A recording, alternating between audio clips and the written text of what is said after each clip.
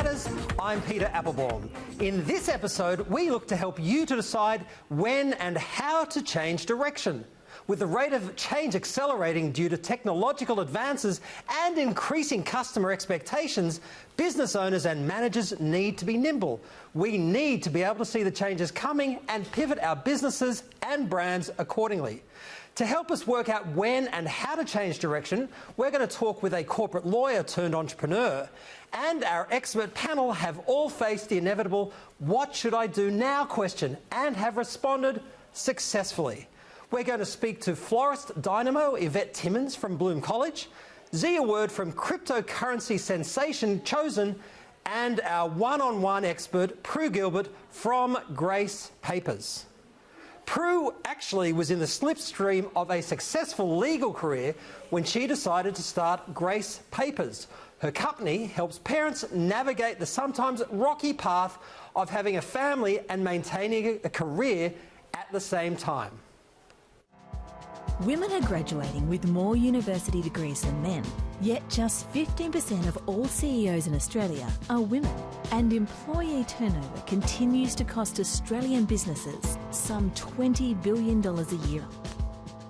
Report after report has found that increasing female participation in your workplace is clearly linked to improvements in organisational performance, effectiveness, profitability and revenue generation. So why is workplace equality still so slow to achieve? The key to unlocking gender inequality is addressing discrimination. To achieve this, we must challenge and defy outdated gendered expectations. But gender inequality doesn't just affect women.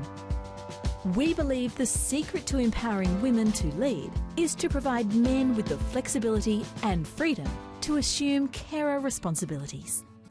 Our digital platform offers employees easy access to the Grace Papers programs. These programs take a holistic and inclusive approach that uncomplicates parental leave and makes flexible work arrangements accessible. And thanks for joining us, Prue. Thank you for having me, Peter. So from corporate lawyer to entrepreneur, were you concerned about launching your own business when you had no marketing experience? Well, yes, that was certainly cause for some pause, but as I reflect on the journey today, I think there are probably three reasons that I made the leap anyway. Mm-hmm. The first being that I had a connection to a purpose that was bigger than me. Right. Secondly, we really had identified a clear problem that was impacting businesses at the bottom line level, but also individuals in terms of their personal and lives and their economic prosperity.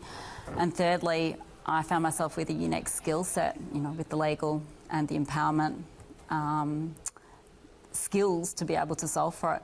So you identified a commercial opportunity. Obviously there's a social opportunity here as well, but there's a commercial entrepreneurial opportunity as well. Correct. Okay. Yes. So to that point, how did you identify that opportunity that gave you the confidence to actually make the leap from the salary to basically getting no salary? Yeah. Well, being a lawyer, I was probably a little bit more conservative than that. You think? Yeah, I think so. And certainly when I made that leap, I had lined up 2 clients already before I even left the mitigate your risk. Correct. Excellent.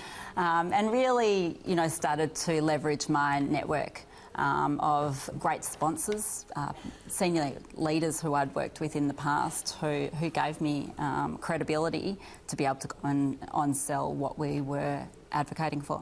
You've got some very high-level business leaders who have recorded videos and interviews with you on your website. Obviously, that must help you enormously. Enormously. Right. And it helps in a number of ways. It helps give credibility to me and the business, but it's also to the mission. And when you are selling social change for commercial benefit, you have to bring people on that journey, and you need those heavy hitters who believe in what you're doing as well and can see the commercial outcomes that come with it.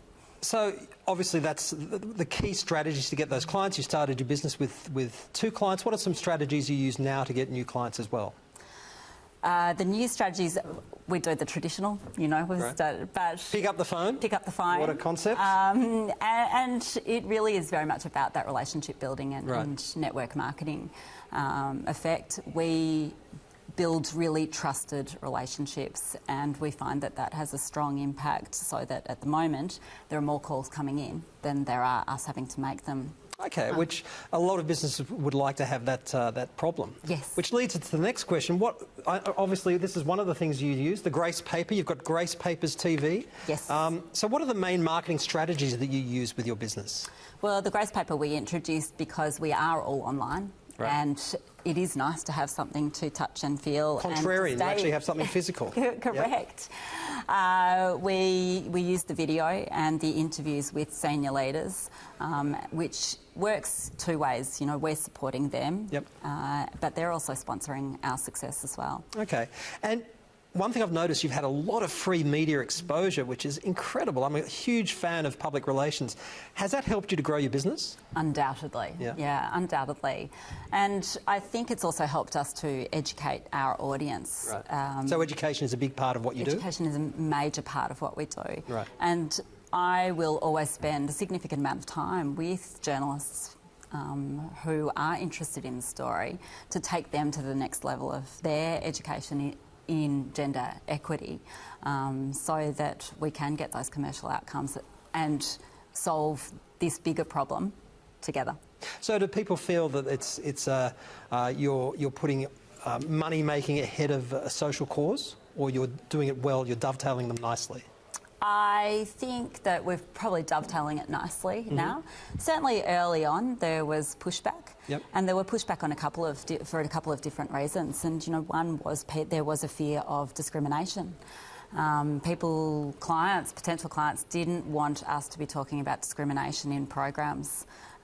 So we had to take them on that journey, and then they had to pay for it as well. So we had to build out a business ROI for them, so that they could actually see the cost of not retaining females and not promoting them, and also that overall financial benefit to their bottom line of increasing diversity. In one sentence, what's the future for Grace Papers? One sentence. Oh, we're going to go global. We're going to go global. Stand by. Keep in tune and go to the Grace Papers website to find out more. I'd like to thank Prue for her time and insights.